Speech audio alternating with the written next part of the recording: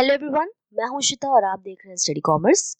इस वीडियो में हम डिस्कस करेंगे यूपीएचएससी में पूछे गए कुछ प्रीवियस ईयर क्वेश्चंस को। तो चलिए शुरू करते हैं। सबसे पहला क्वेश्चन है, trade related intellectual property rights and trade related investment measures are associated with.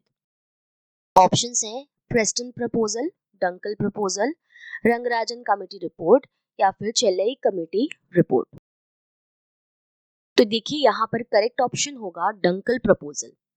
Trade related intellectual property right और इन्वेस्टमेंट मेजर्स ये रिलेटेड हैं डंकल प्रपोजल से। इसको प्रेजेंट किया था आर्थर डंकल ने 1991 में। डंकल प्रपोजल इन्होंने प्रपोज किया था उरुग्वे राउंड में इन्होंने इसे प्रेजेंट किया था और इसने फाउंडेशन रखी थी फॉर एस्टैब्लिशमेंट ऑफ WTO।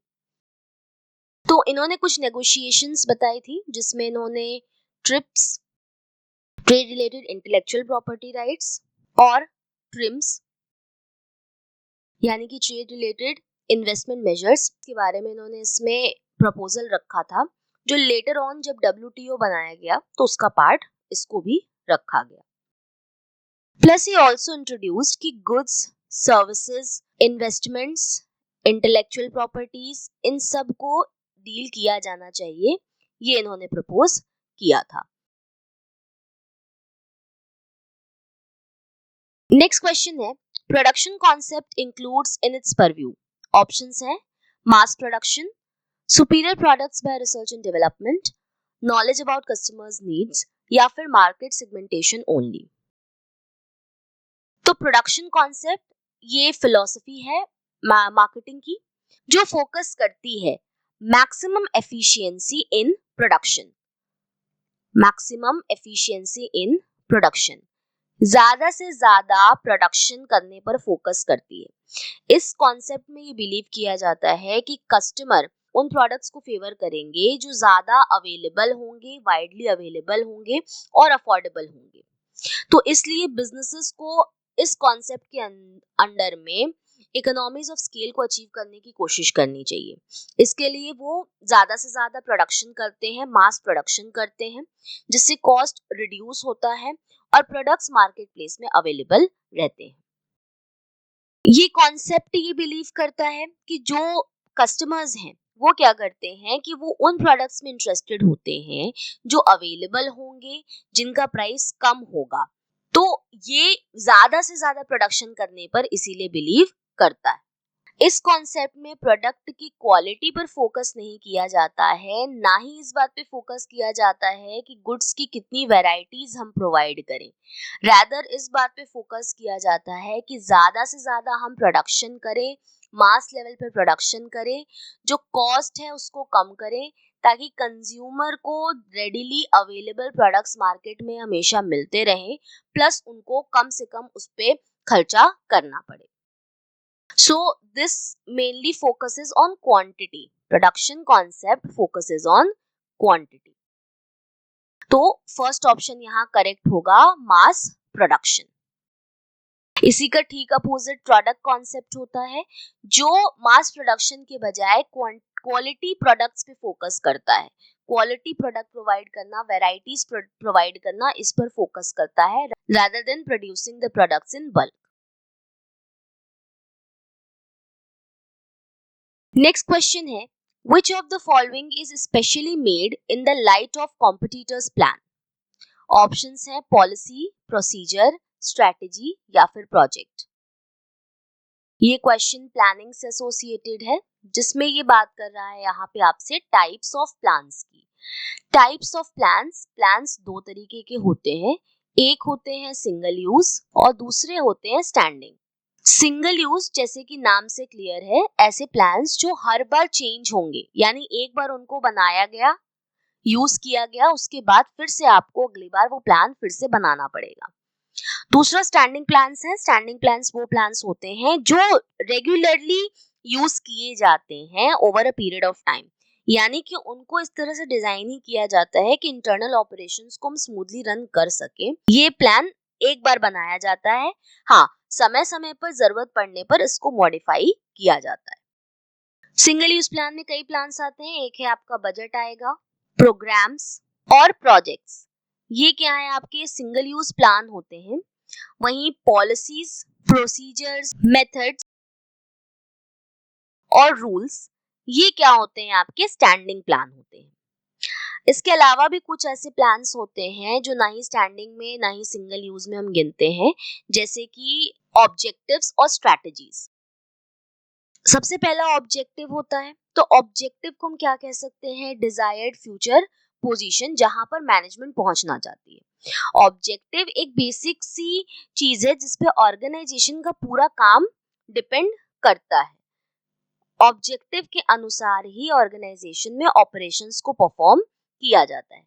यानी सिंपली हम कहें तो ऑब्जेक्टिव क्या बताता है कि हम क्या अचीव करना चाहते हैं, यानी क्या रिजल्ट हमारी एक्टिविटीज का आएगा। तो ऑब्जेक्टिव्स क्या हो गए आपके, desired future position, desired future position हो गए।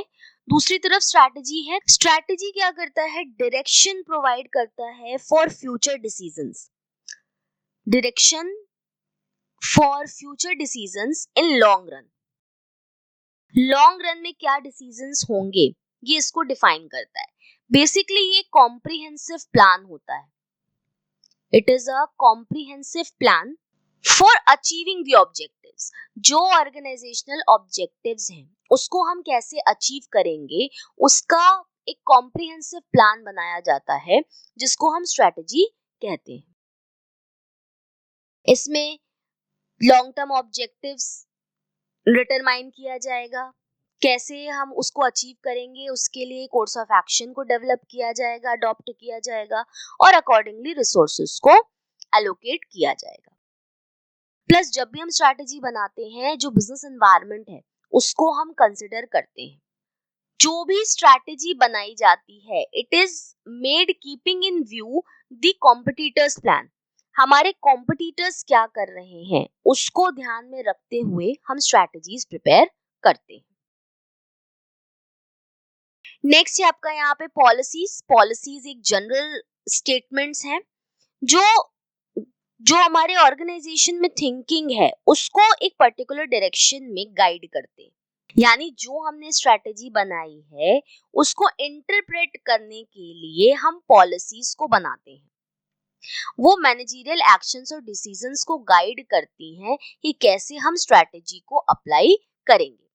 जैसे अगर आपको ऑर्गेनाइजेशन में काम कराना है, अपना ऑर्गेनाइजेशन चलानी है, तो वहां पे आपको चाहिए ह्यूमन रिसोर्सेस।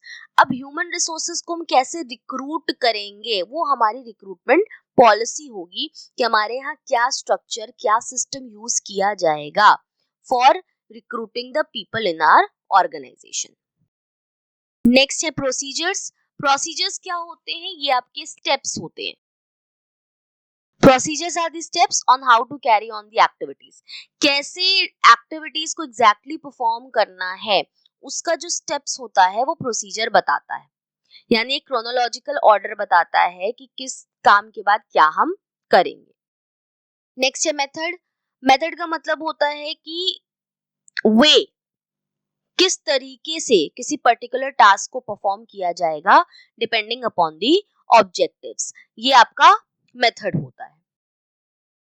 अगर हम सही मेथड को चूज करते हैं तो हमारा समय भी बचता है और जो कॉस्ट है उसको भी हम रिड्यूस कर सकते हैं और एफिशिएंसी बढ़ जाएगी उसकी वजह से। अब जैसे अगर हमें किसी को ट्रेनिंग प्रोवाइड करना है तो हम कौन से मेथड से ट्रेनिंग प्रोवाइड करेंगे। दो मेथड्स हैं ट्रेनिंग के, on the job, of the job. तो अब हमारे हम किस मेथड को ज्यादा प्रेफर करेंगे for training of the employees. Next है रूल्स। रूल्स स्पेसिफाइड स्टेटमेंट्स होते हैं जो बताते हैं हमें ऑर्गेनाइजेशन में क्या करना है क्या नहीं करना है, what to do what not to do. जैसे smoking is strictly prohibited in the premises, ये क्या है, ऑर्गेनाइजेशन का रूल है, ये बता रहा है क्या आपको करना है क्या नहीं करना है, तो सभी इसको फॉलो उस अकॉर्डिंग करते हैं। नेक्स्ट है बजट। ये क्वांटिटेटिव या मॉनेटरी प्लान है, यानी it is expressed in numerical terms. ये फ्यूचर फैक्ट्स एंड फिगर्स को क्वांटिफाई करता है, जैसे कि सेल्स बजट बनाना। और बजट सिंगल यूज इसलिए है कि हर बार आपको नया बजट प्रिपेयर करना पड़ता है अकॉर्डिंगली कि कितना हमारा खर्चा लग सकता है। नेक्स्ट है प्रोजेक्ट्स। प्रोजेक्ट्स का मतलब होता है स्पेसिफिक प्रोग्राम। कोई स्पेसिफिक प्रोग्राम जो होगा वो उसको हम प्रोजेक्ट्स बोलते हैं। और इसी तरीके से जो प्रोग्राम्स हैं वो डिटेल्ड स्टेटमेंट होते हैं प्रोजेक्ट के, जो आउटलाइन करते हैं कि क्या ऑब्जेक्टिव होंगी, क्या प्रोसीजर होगा, क्या टास्क किया जाएगा, क्या रिसोर्सेज रिक्वायर होंगे किसी भी कोर्स ऑफ एक्शन को इम्प्लीमेंट करने में।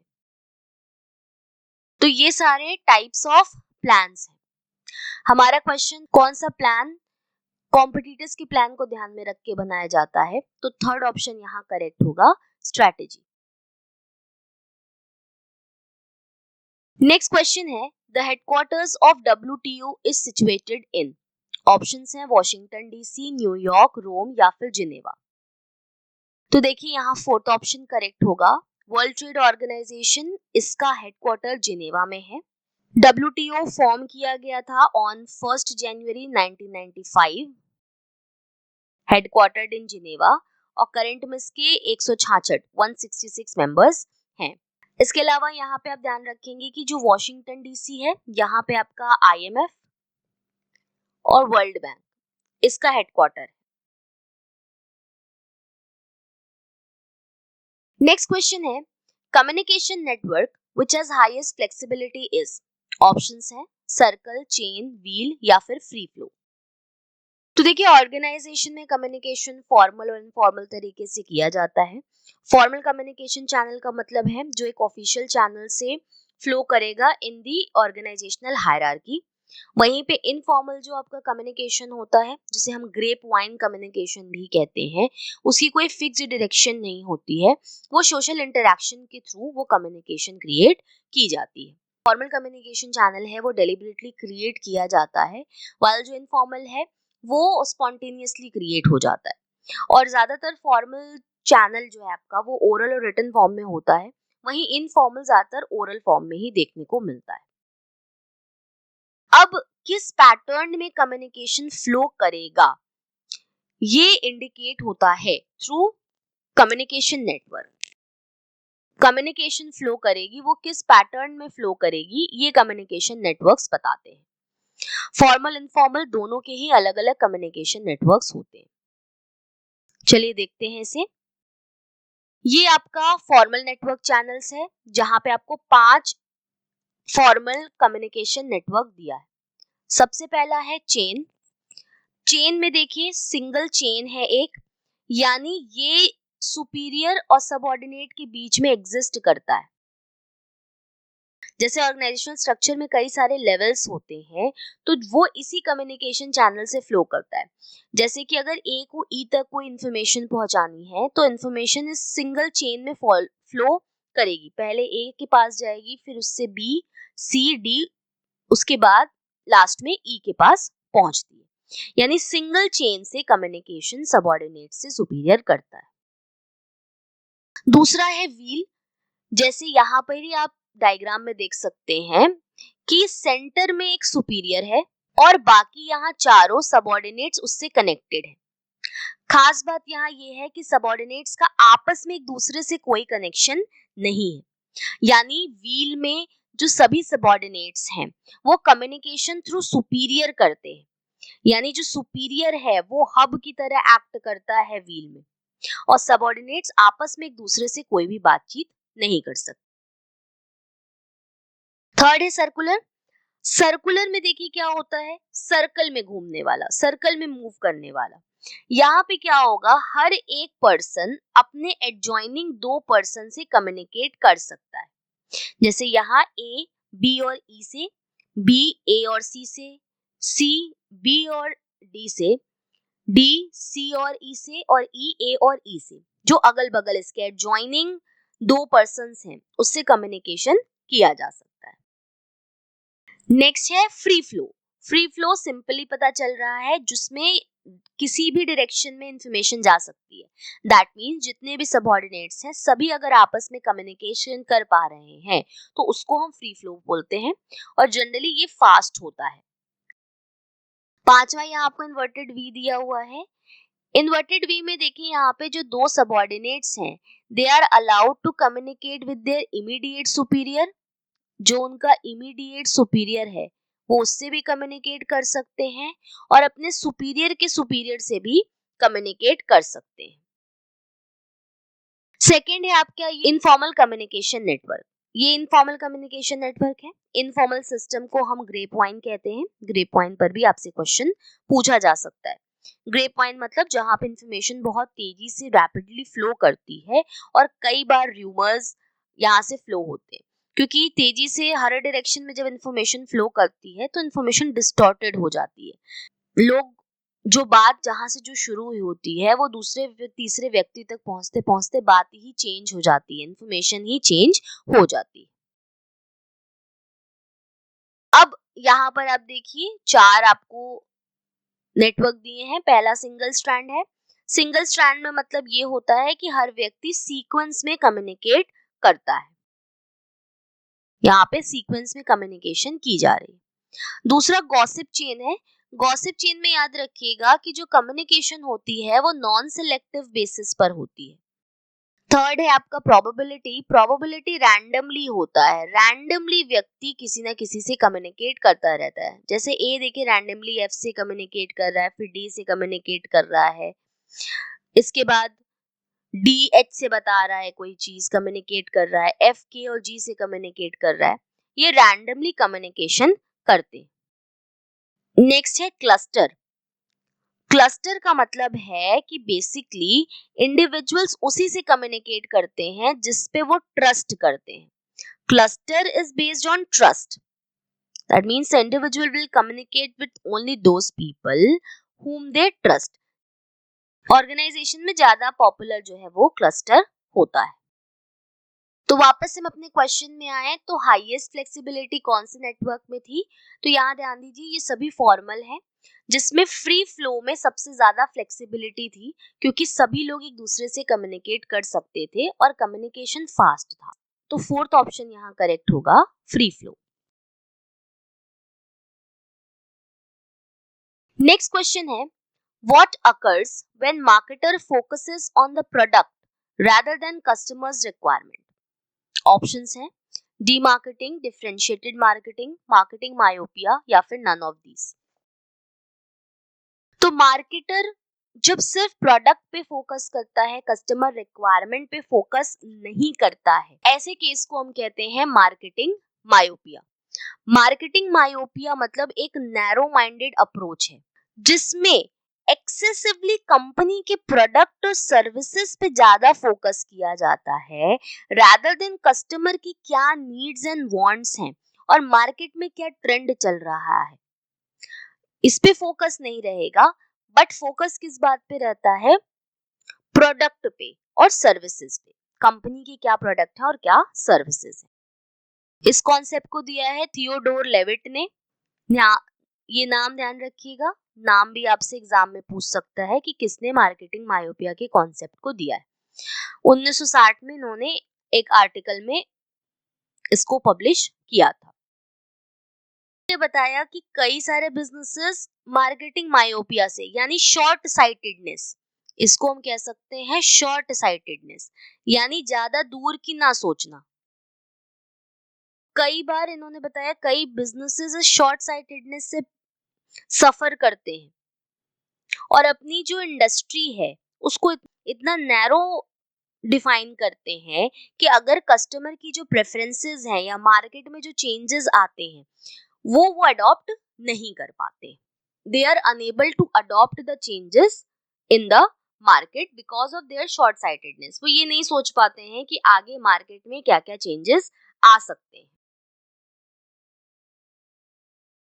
इसकी वजह से क्या होता है? इनोवेशन नहीं होते हैं, फोकस शॉर्ट टर्म होता है, अगर कोई अच्छी अपॉर्चुनिटीज आती हैं तो उसको भी वो ध्यान में नहीं रखते हैं और कंपटीशन से बाहर होते जाते हैं। धीरे धीरे इनकी जो कॉम्पिटिटिवनेस है वो धीमे धीमे कम होती जाती है।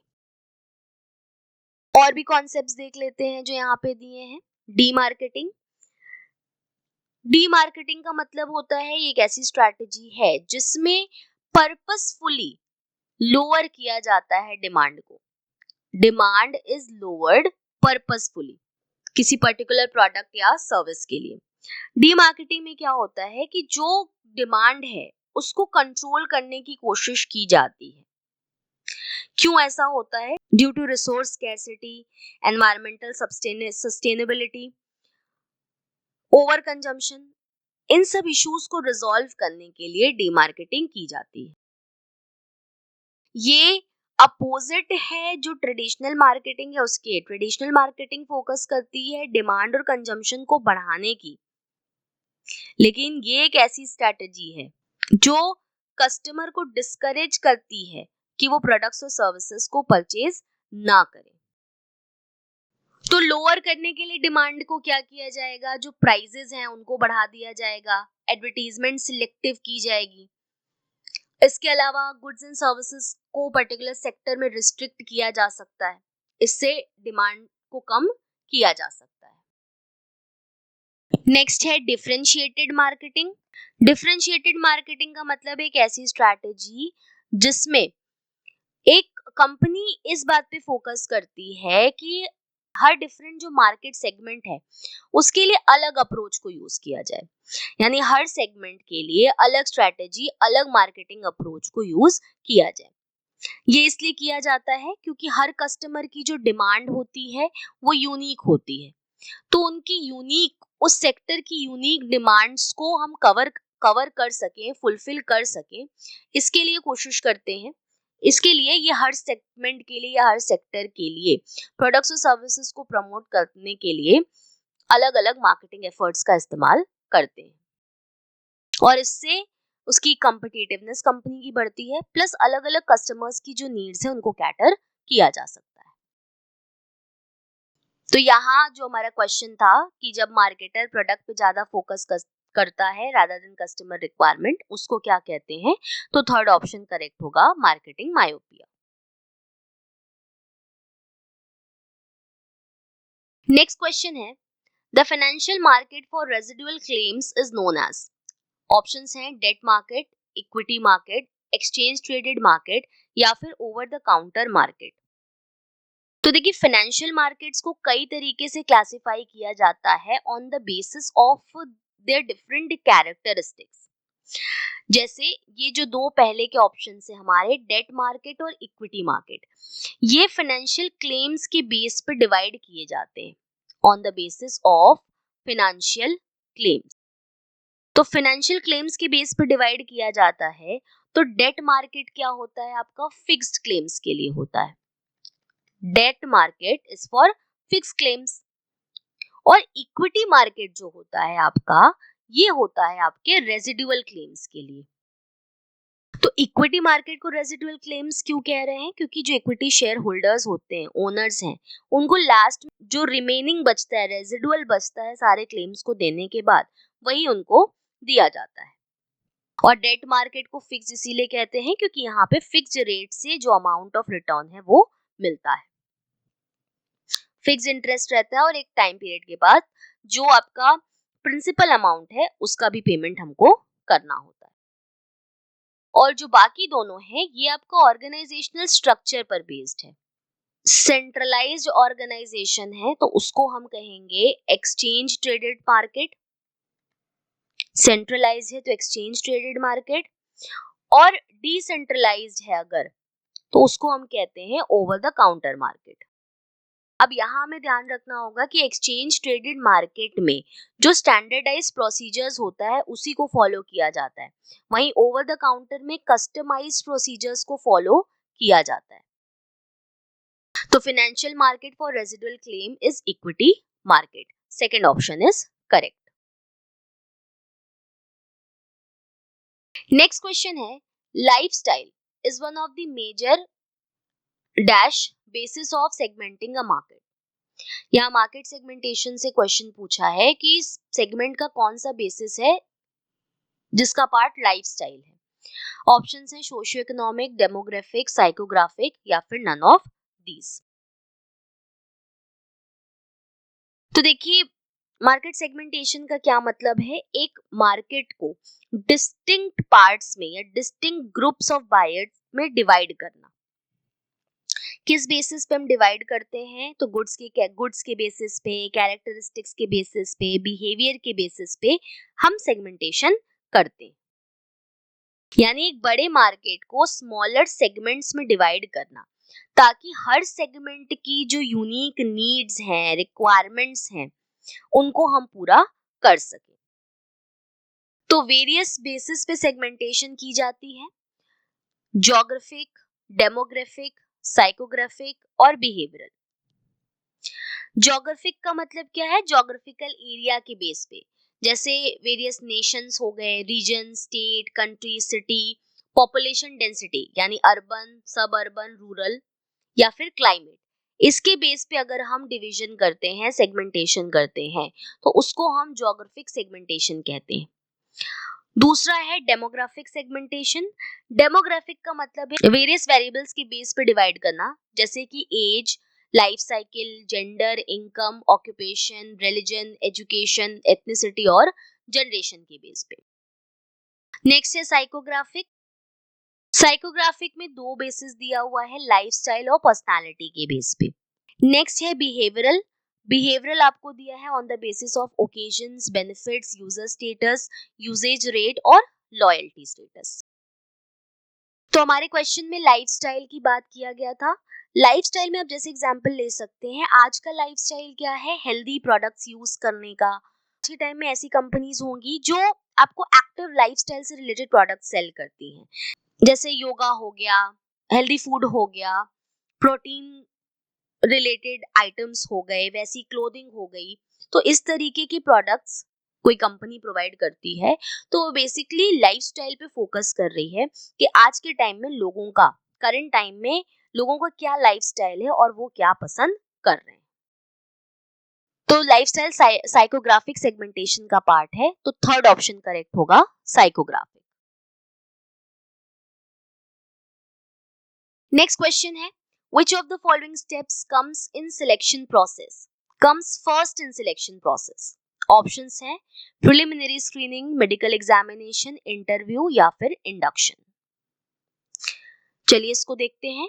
सबसे पहला स्टेप है आपका प्रिलिमिनरी स्क्रीनिंग।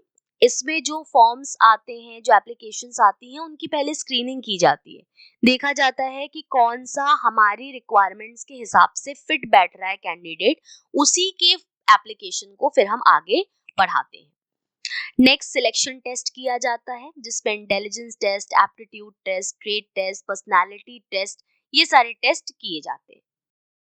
पर्सन का आईक्यू जानने के लिए, उसकी स्किल या नॉलेज क्या है, प्लस नई स्किल्स को अडॉप्ट करने की, सीखने की उसकी क्या एबिलिटी है, ये सारी चीजें टेस्ट की जाती है। इसके बाद एम्प्लॉयमेंट इंटरव्यू लिया जाता है। फॉर्मली कैंडिडेट को बुलाया जाता है और उसका इंटरव्यू किया जाता है। उसके बाद रेफरेंसेस और बैकग्राउंड्स को चेक किया जाता है। इसके बाद मेडिकल एग्जामिनेशन कराई जाती है। मेडिकल एग्जामिनेशन के बाद फाइनल सिलेक्शन होता है कि किसको हमें, किस कैंडिडेट को सिलेक्ट करना है, किसको नहीं करना है। तो सारी चीजों के बेस पे, जो पीछे टेस्ट हुआ, इंटरव्यू हुआ, रेफरेंसेस चेक किया गया, मेडिकल एग्जामिनेशन हुआ, इसके बाद हम देखते हैं कौन सा कैंडिडेट हमारे लिए फिट है, उसको हम फाइनली सिलेक्ट करते हैं। सिलेक्ट करने के बाद आप उसको जॉब ऑफर, अपॉइंटमेंट लेटर देते हो, जिसके बाद उसके साथ कॉन्ट्रैक्ट साइन कराते हैं, जिसमें कॉन्ट्रैक्ट ऑफ एम्प्लॉयमेंट में सारी चीजें मेंशन होती हैं, क्या रूल्स हैं, रेगुलेशंस हैं, कंपनी की पॉलिसीज हैं regarding salary, bonus, leaving the organization etcetera. First step selection process में ए ऑप्शन करेक्ट होगा, प्रिलिमिनरी स्क्रीनिंग। नेक्स्ट क्वेश्चन है, the district commission can entertain complaints where the value of goods and services paid as consideration is. Options हैं up to 20 lakhs, up to 50 lakhs, 50 lakhs to 2 crore या फिर above 2 crore। तो देखिए, consumer protection में जो jurisdiction है district commission की, उसके यहाँ पर बात की गई है। तो 3 tier रिड्रेसल सिस्टम है, जिसमें सबसे पहले आता है आपका डिस्ट्रिक्ट कमीशन, स्टेट होता है, फिर नेशनल कमीशन होता है। अगर नेशनल कमीशन में भी बात ना बने तो फिर हम सुप्रीम कोर्ट में अपील कर सकते हैं। तो डिस्ट्रिक्ट कमीशन में अप टू 50 lakhs तक का कंप्लेन एंटरटेन किया जाता है। 50 लाख से 2 करोड़ अगर है तो ये स्टेट कमीशन में जाएगा, और अबव 2 क्रॉस है तो ये आपका नेशनल कमीशन में चला जाएगा। तो सेकंड ऑप्शन यहाँ पर करेक्ट होगा। अगर आप हमारे लेक्चर्स की फ्री पीडीएफ डाउनलोड करना चाहते हैं तो आप हमें टेलीग्राम पर ज्वाइन कर सकते हैं। इससे रिलेटेड इन्फॉर्मेशन आपको डिस्क्रिप्शन बॉक्स में मिल जाएंगी, या फिर इस क्यूआर कोड को स्कैन करके भी आप हमें ज्वाइन कर सकते हैं। Thank you.